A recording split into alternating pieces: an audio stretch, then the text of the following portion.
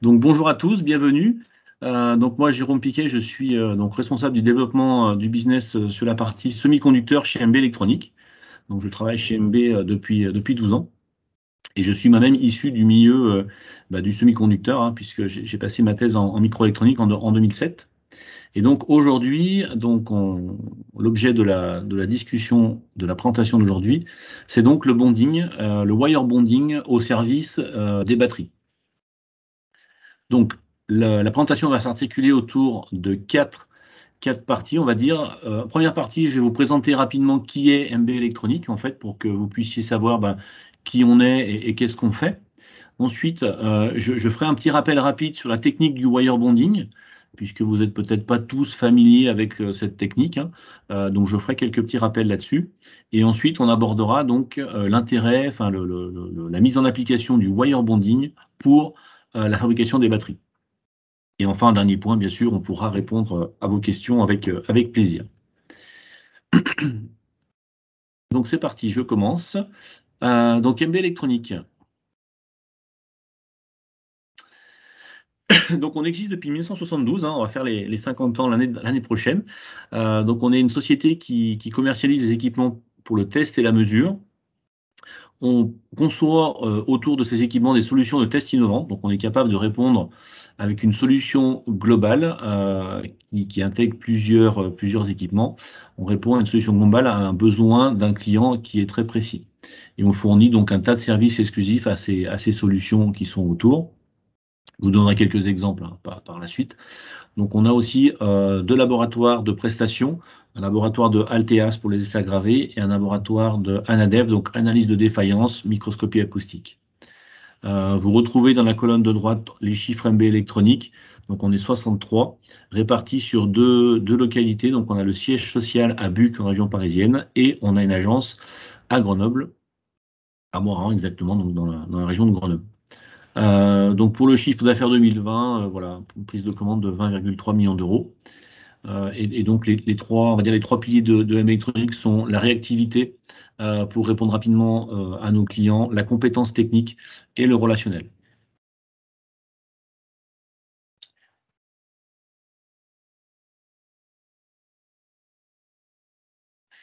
Vous retrouvez donc ici les différents marchés que nous adressons, donc répartis dans différents secteurs d'activité.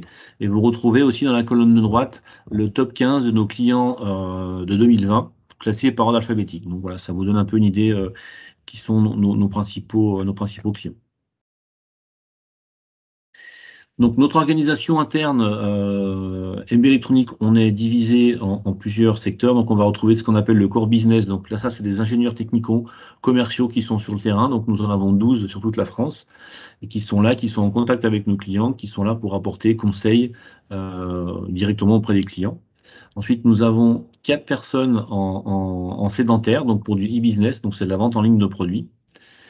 Nous avons aussi une équipe de 11 experts qui sont en fait chacun pointus sur un domaine d'activité. Donc en l'occurrence, moi en tant que business manager sur la partie semi-conducteur, et je suis épaulé donc sur le bonding par Jessica Aubert, qui est aussi aujourd'hui qui participe au webinaire, qui est là donc en tant qu'ingénieur d'application. Ensuite, nous avons 9 personnes au back-office pour faire tout ce qui est gestion des dossiers, voilà, traitement des importations, et 13 personnes au service après-vente. Donc là, c'est typiquement pour venir faire des maintenances préventives, des maintenances curatives, des upgrades de solutions sur site. Vous retrouvez ici l'ensemble de nos partenaires avec qui on travaille. D'accord. Donc, on travaille avec une trentaine de partenaires qui sont chacun leaders dans leur domaine d'activité. Donc, aujourd'hui, principalement, la discussion va porter sur notre partenaire FNS Bondtech, qui est notre partenaire pour la partie bonding.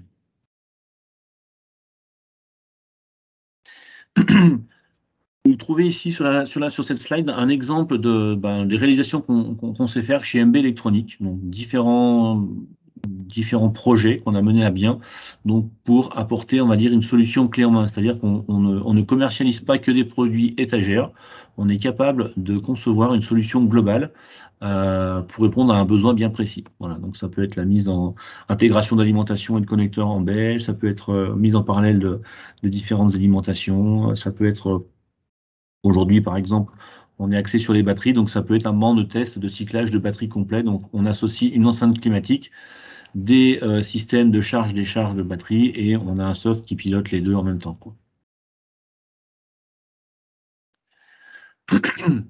Les laboratoires d'essai, donc nous en avons deux, donc la partie essai aggravé Alteas qui combine vibration mécanique et choc thermique, et la partie laboratoire d'analyse et de contrôle non destructif, donc microscope acoustique, pour venir voir au cœur des échantillons les défauts.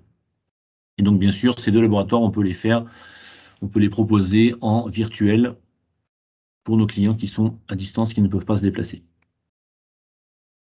L'équipe MB Service, alors rapidement, voilà, l'équipe est répartie en 5 pôles de compétences. Nous avons 13 ingénieurs en tout.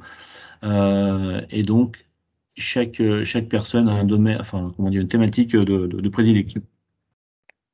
Voilà, et ces ingénieurs de maintenance viennent faire des calibrations sur vos équipements, venir faire des upgrades ou autres.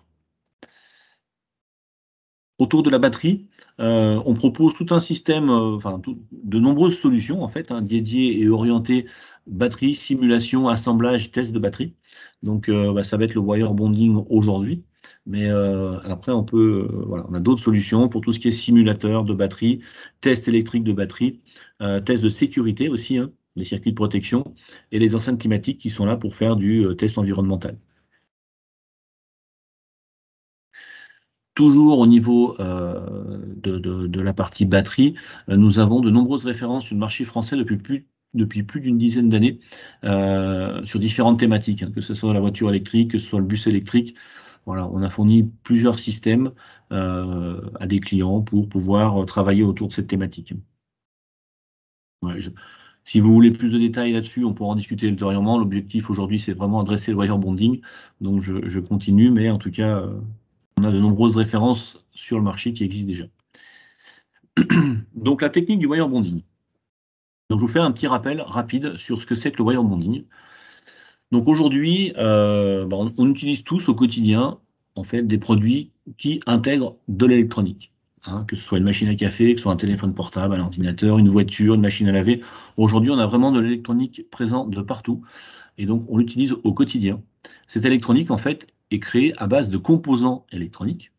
D'accord? Donc composants qui sont diverses et variées, et souvent on a un cœur de composants qu'on appelle la puce ou le microprocesseur. Voilà, on a des composants assez complexes. Ces composants complexes sont montés sur des cartes électroniques, hein, et en fait, à l'intérieur de ce composant, si on regarde comment il est fabriqué, eh ben, il est fabriqué en deux parties. On a le support, le boîtier en lui-même, qui va faire l'interconnexion avec la carte électronique, et on va retrouver donc le boîtier d'un côté et le composant, là où il y a toute l'intelligence, sur l'autre. Et pour faire le lien entre ce boîtier et ce composant, qu'est-ce qu'on va utiliser? Eh ben, on utilise des fils d'interconnexion. Donc c'est ce que vous voyez ici. Donc c'est ce qu'on appelle vulgairement du wire bonding, des fils d'interconnexion. Voilà, wire bonding, c'est le mot anglais. Et donc ces interconnexions permettent de faire le lien entre la puce ou l'intelligence et le boîtier pour connecter la carte externe. Voilà, donc ce wire bonding existe depuis de nombreuses années, hein, dans le secteur de la microélectronique. Donc en fait, ce wire bonding, comme je vous dis, c'est l'interconnexion entre deux points, et on vient réaliser cette interconnexion par friction-vibration. C'est-à-dire qu'on va utiliser un outil, c'est ce que vous voyez à l'écran, un outil sur lequel le fil va être déroulé. Et en fait, on va appliquer une force grâce à cet outil. En fait, cet outil va appliquer une force sur le fil, et en même temps, on va envoyer des ultrasons dans cet outil. Donc l'outil va vibrer, alors on ne le voit pas à l'œil, hein, c'est très rapide, hein, mais va créer en fait un échauffement très localisé juste en dessous du fil, ce qui va permettre en fait de favoriser la migration des molécules et réaliser le soudage du fil sur sa plateforme de réception.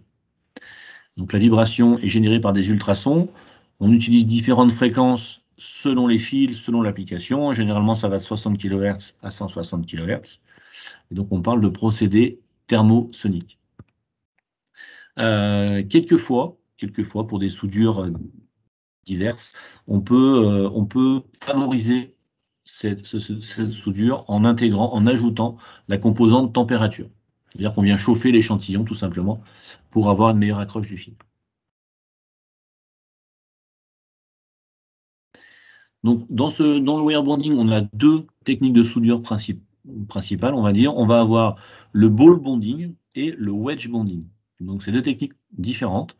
Donc, on va avoir le ball bonding. Le ball bonding, en fait, c'est plus une technique qui est réservée au fil d'or très fin, de 12 microns à 75 microns. On va obligatoirement chauffer le composant parce que le matériau or a besoin d'avoir un réceptacle chauffé pour avoir une meilleure accroche. Et comment on va générer ça? En fait, on va générer la bille de soudure, donc la boule de ball bonding, on va la générer à l'aide d'un arc électrique.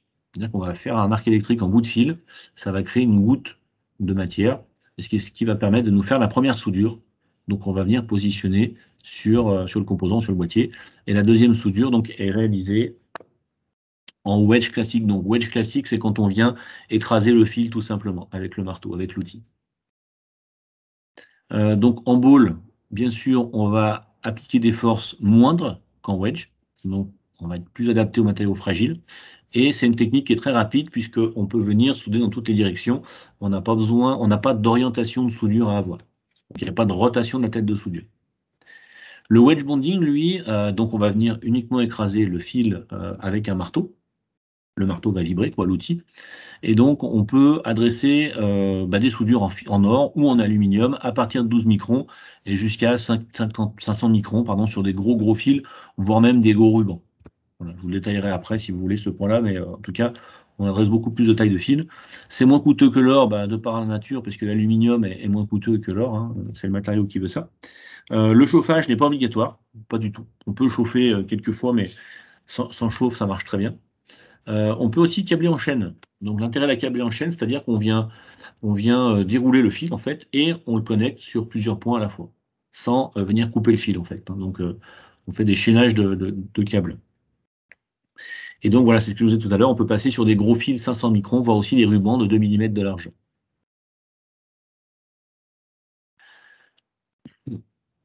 Après, quand on fait ces fils de wire bonding, derrière, ce qu'il faut, c'est les qualifier, puisqu'il faut qu'on puisse voir si le fil est vraiment de bonne qualité. Donc pour cela, on a 3 tests derrière pour qualifier les soudures. On va avoir le pull test de tirage, donc c'est ce que vous voyez sur la vidéo en bas à gauche.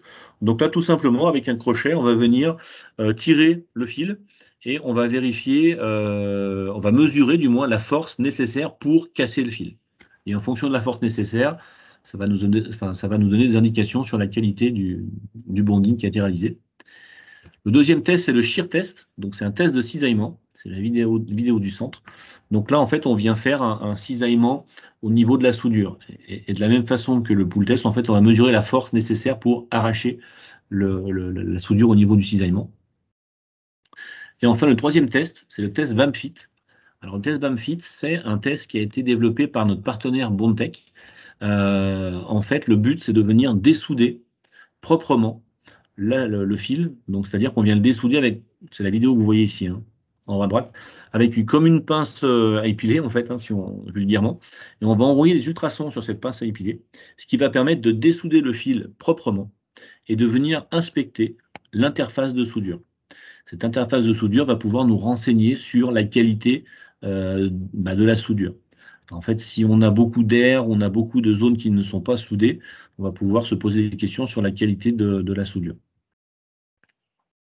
Et donc, en fait, derrière, c'est l'intérêt, c'est de venir estimer la durée de vie de la soudure, en fait. Donc, nous travaillons avec un partenaire qui est autrichien, qui s'appelle FNS Bondtech, qui propose une gamme de wire bonder très large. Hein. Donc, ça va de la petite câbleuse manuelle modèle 53, où là, on peut faire du ball, du wedge, mais c'est l'opérateur qui va venir câbler, qui va venir positionner chacun des fils. Et ensuite, on a donc la machine est capable de faire des formes de boucles répétables sur la 53, mais ça reste opérateur dépendant sur le positionnement du premier bond.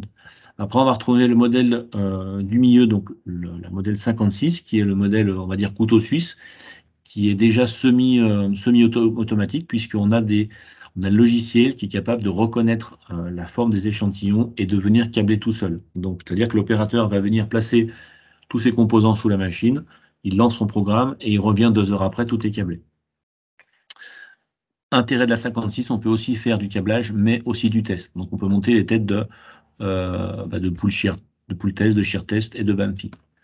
Ensuite, on va retrouver la 58, qui est le modèle avancé. Donc là, on va chercher surtout de la rapidité d'exécution et une plus grande surface de câblage par rapport à la 56. Donc là, ça adresse déjà des productions de composants un peu plus avancées. Ensuite, on va retrouver le modèle 86. Donc là, c'est une câbleuse très grande surface, plutôt gros fil, et donc plutôt dédiée à wire bonding de batterie. On le verra un petit peu plus loin. Ensuite, on va retrouver le modèle 56, 5600. Là, c'est uniquement une station de test, donc test de pull test, shear test, BAMFIT. Et on a aussi un petit lab tester, un testeur de laboratoire très, très basique, très économique, en fait très compact, pour faire du pull test en manuel. Voilà, j'espère que sur la partie wire bonding, voilà, j'ai pas détaillé vraiment dans le détail, j'ai pas expliqué le détail du wire bonding très poussé, mais c'était juste pour vous faire un petit rappel, ne sachant pas quelle connaissance vous avez du wire bonding. Maintenant, je vais passer plus sur la partie wire bonding dédiée aux batteries. Donc en fait, les modules de batterie sont généralement fabriqués à partir de cellules cylindriques, alors des modèles 18650 ou 21700. C'est ce qui est généralement utilisé, hein. Et pour pouvoir créer une batterie globale, en fait, il faut interconnecter ces cellules entre elles. C'est-à-dire qu'on va partir d'une cellule avec laquelle on va faire un module, et ce module sera mis dans un package, dans un pack, en fait, pour pouvoir intégrer, par exemple, des véhicules électriques. Et le wire bonding, donc c'est une technologie, comme vous l'avez compris, qui est quand même originaire de la microélectronique, hein, c'est pour pouvoir connecter les puces entre elles, les composants sur le boîtier. Et donc, c'est une technique qui est parfaitement adaptée à l'application, fabrication interconnexion de batteries. Et elle offre, vous allez voir, de multiples avantages. Et c'est notamment un procédé qui se développe énormément dans le domaine, surtout des batteries pour véhicules électriques. Et il y a notamment Tesla, hein, qui est un constructeur assez important de véhicules électriques, qui a choisi cette technologie pour ces batteries. Et vous voyez un exemple ici d'une batterie d'un véhicule Tesla où il y a 444 cellules de modèle 18650 qui sont assemblées entre elles par la technologie du wire bonding. Donc en fait, le wire bonding permet concrètement de venir connecter de venir connecter les cellules de modules de batterie entre elles avec une flexibilité très intéressante. Donc comme vous voyez sur la vidéo, alors je ne sais pas si ça rame chez vous, moi ça rame un peu, je suis désolé. Donc on est capable de venir faire des fils dans toutes les directions en s'affranchissant des différentes hauteurs de composants. Enfin voilà, on peut passer par-dessus l'empreinte, le masque en plastique. On peut s'adapter à différents designs, on peut bondir vraiment dans toutes les directions. Et donc l'intérêt, c'est de venir connecter les cellules entre elles pour fabriquer le pack au global, quoi. Voilà. Et là, vous voyez à l'écran la chaîne du câblage en chaînage. Voilà.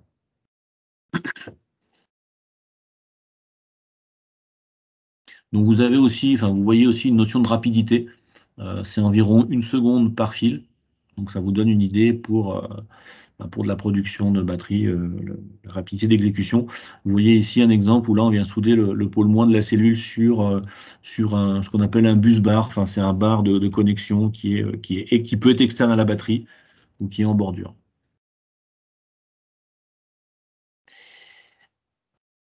Donc les intérêts du wire bonding pour la technologie de câblage de batterie sont nombreux. La première, c'est la flexibilité. Alors déjà, il n'y a pas besoin d'avoir un connecteur préfabriqué pour connecter chaque cellule. En fait, on utilise simplement un fil ou un ruban d'aluminium qu'on va venir souder sur ces cellules. Ensuite, l'intérêt, c'est qu'on peut programmer l'outil de câblage, hein, la câbleuse, on peut la programmer pour s'adapter à différentes tailles ou à différents designs de la batterie. Le design change, la hauteur change, pas de problème, on refait un programme et ça fonctionne. De même, en fait, quand l'outil descend pour câbler le fil, il a un capteur, un touchdown sensor, en fait, il a un capteur de sensibilité, donc ce qui va permettre de s'adapter à différentes hauteurs. Si les cellules ne sont pas toutes à la même hauteur, l'avantage c'est que lui, il s'adapte et il va venir câbler proprement à différentes hauteurs. Autre intérêt, c'est que, comme vous le voyez sur la photo à côté, là, on peut connecter les deux pôles plus et moins sur le même côté. Donc l'avantage, c'est qu'il n'y a pas besoin forcément de retourner le module pour faire des connexions par-dessous. Du coup, l'épaisseur du module s'en trouve réduite. Et il y a certains fabricants de batteries qui gardent en fait la partie inférieure du module pour pouvoir mettre un éventuel système de refroidissement, éviter que les cellules chauffent.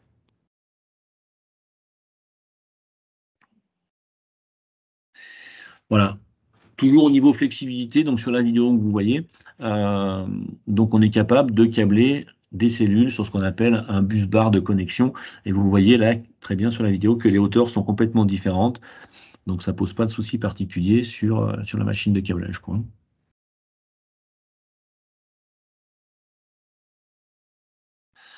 Donc l'avantage aussi, c'est que ces machines de wire bonding sont issues de la microélectronique. Donc elles offrent une précision et une automatisation très poussée, hein, puisqu'on est sur des résolutions, des positionnements de l'ordre du micron. Et donc l'intérêt d'avoir des outils de ce type-là pour les batteries, c'est qu'on est capable d'avoir un positionnement ultra précis et ultra répétable sur les cellules. Donc grâce bien sûr au logiciel qui permet de faire de la reconnaissance d'image, quoi.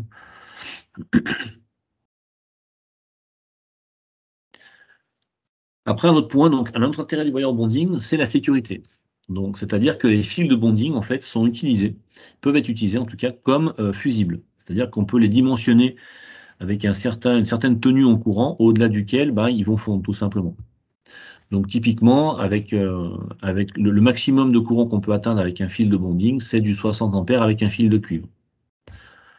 D'une manière générale, ce qui est fait dans l'industrie du wire bonding pour les batteries, c'est d'utiliser un fil de 400 microns en alu, ce qui permet d'avoir un courant fusible de 25 ampères. C'est-à-dire qu'au-delà de 25 ampères, le fil va fondre.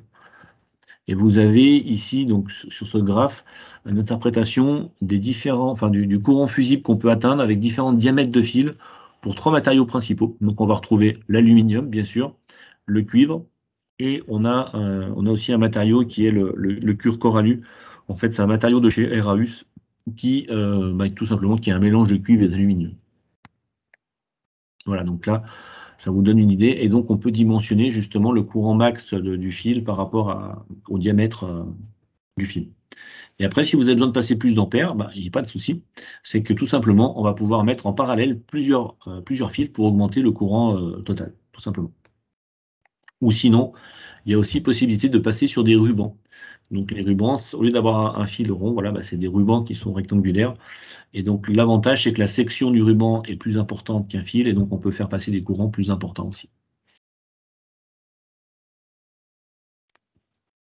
Donc là, autre intérêt du wire bonding, donc on a vu flexibilité, sécurité, il y a aussi la fiabilité et la robustesse.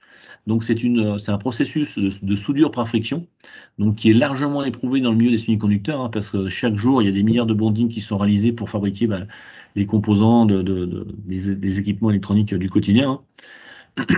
C'est un processus qui n'a pas besoin de chaleur importante, c'est-à-dire qu'on ne va pas venir appliquer une très haute température sur l'endroit de soudure, en fait. Par ultrason, ça va chauffer localement, mais voilà, l'élévation de température est très faible. Et donc, il ne va pas y avoir de modification de structure, en fait, hein, à cause d'une chaleur très importante. Donc ça, c'est quand même relativement important, et c'est ce qui permet notamment d'avoir un joint de soudure qui est complètement anti-corrosion, hein, parce qu'on n'a pas de modification de la structure des matériaux, hein. On va juste les coller l'un sur l'autre, et il n'y a pas de surchaleur, quoi. Après, autre point, c'est que si vous avez une cellule, je ne sais pas, qui est abîmée, qui est endommagée, le fusible fond, par sécurité, et pas de problème, vous pouvez remplacer uniquement la cellule dans le pack et refaire un fil de bonding pour la connecter. Donc vous pouvez changer une seule cellule, il n'y a pas besoin de remplacer tout le pack batterie. Donc c'est un processus très répandu dans les véhicules électriques, donc notamment chez Tesla. C'est un processus qui est très rapide, donc c'est environ 1 seconde par fil, hein, à peu près. Et c'est aussi un procédé qui est très économique. Alors ça dépend des volumes de matériaux que vous achetez, mais c'est environ 1 centime par fil. Donc ça reste très intéressant. Et enfin, donc on peut utiliser les tests de vérification, donc les pull tests, shear tests, band fit, pour pouvoir qualifier la qualité, qualifier la soudure en elle-même, quoi.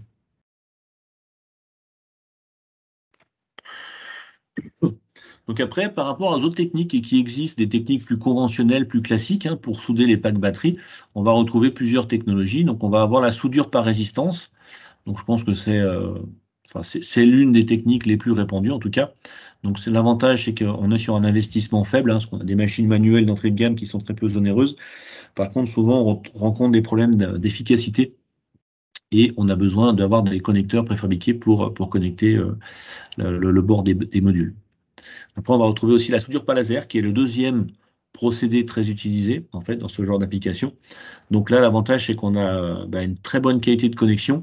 Et l'avantage, en fait, le laser va venir chauffer très fortement le fil pour pouvoir se souder, hein, sur la surface. Donc on a une bonne qualité de connexion et on peut, le laser chauffant très fort, on peut éventuellement souder des fils beaucoup plus gros pour faire passer plus de courant. Plus en tout cas que du wire bonding. C'est l'un des avantages. Après, l'inconvénient, c'est que l'investissement sur ce type de machine est très important et que ça reste sensible aux variations de hauteur. Donc si la hauteur du pack batterie, enfin les cellules entre elles ne sont pas à la même hauteur, ça peut poser problème, ou s'il y a un bus bar à connecter, ça peut poser problème. Et bien sûr, on crée un échauffement de la cellule. Donc échauffement d'une batterie, il peut y avoir un risque d'incendie derrière.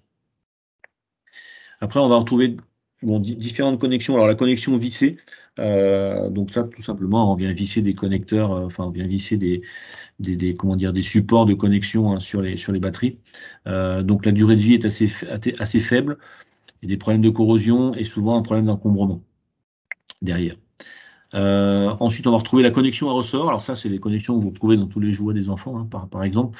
Donc ça, on vient mettre la cellule dans un réceptacle avec un ressort. C'est très simple, très réparable. Ça nous arrive d'avoir des problèmes de corrosion et on a une résistance de contact qui est assez importante par rapport aux autres techniques conventionnelles. Et enfin, la brasure, qui est aussi une technique assez simple, mais là où on retrouve des problèmes d'automatisation qui sont assez compliqués et souvent c'est un processus qui est très lent.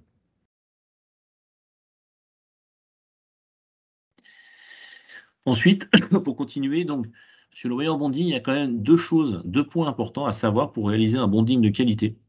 Le premier point, l'un des plus importants, c'est la fixation. C'est-à-dire que la batterie doit être très bien maintenue, très solidement, de manière très rigide, sous la machine de câblage. Pourquoi?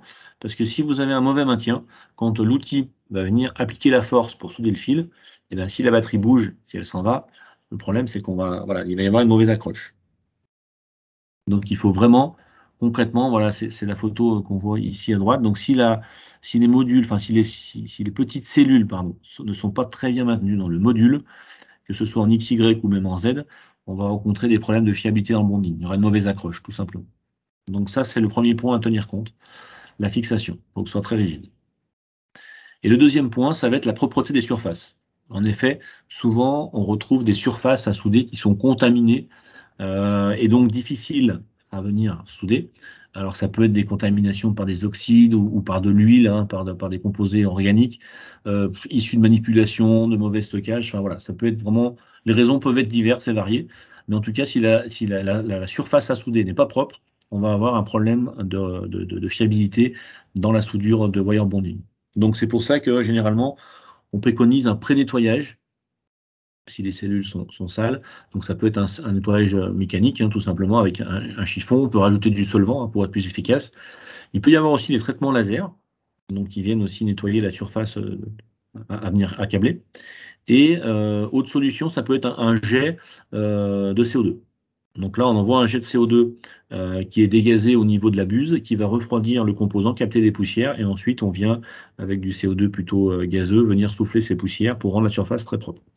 Donc là, vous avez un exemple de nettoyage avant, un exemple de cellule sale, avant le nettoyage CO2 et après le nettoyage CO2.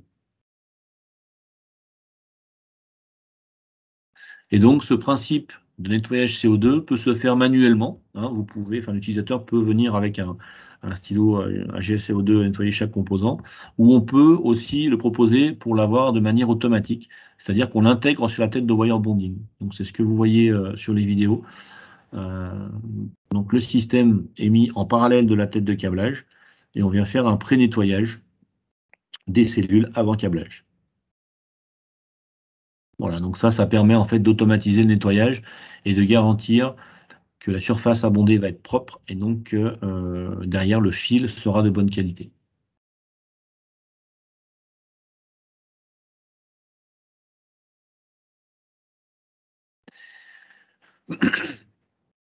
Et donc chez nous, donc chez notre partenaire Bondtech, nous avons un équipement qui est plutôt dédié câblage de batterie, qui est le modèle 8650. Donc en fait, on peut faire du câblage de cellules sur tous les équipements de wire bonding, hein, il n'y a pas de problème. Disons que celui-ci, le 8650, est plutôt dédié au câblage de modules. Pourquoi? Parce qu'il a une zone de travail qui est beaucoup plus grande que les autres. Donc on retrouve une zone de travail de 51 cm par 71 cm. Donc là, on peut déjà passer un gros module de batterie. Il est plus dédié au gros fil, donc fil aluminium 100 à 500 microns, fil de cuivre de 100 à 300 microns, et on peut faire aussi des rubans jusqu'à 2 mm. Donc bien sûr compatible avec une installation sur une ligne de production. Donc c'est-à-dire tout simplement qu'on peut faire venir le pack batterie d'un côté, on vient câbler, il ressort, et donc on a vraiment l'équipement qui est en ligne de prod, hein, concrètement. On peut aussi, enfin l'équipement est compatible avec les tests de pool, shear test et bump fit. On peut, avec la même machine, faire du câblage et du test. Cette machine est compatible avec le système de nettoyage CO2 que vous avez vu précédemment. Et donc, bien sûr, après, si vous avez un intérêt, si vous voulez aller plus loin, on peut organiser des essais, des démonstrations avec notre partenaire sur vos composants pour vous faire un retour par visio, voilà, pouvoir vous faire voir comment ça fonctionne, voir comment c'est efficace, comment la technique du wire bonding est efficace. On l'a déjà fait pour plusieurs clients en France. Voilà, donc si vous avez des questions, on va répondre aux questions juste après, mais en tout cas, si vous avez des réels, comment dire, des projets concrets, n'hésitez pas à revenir vers nous, on pourra vous aider là-dessus, quoi.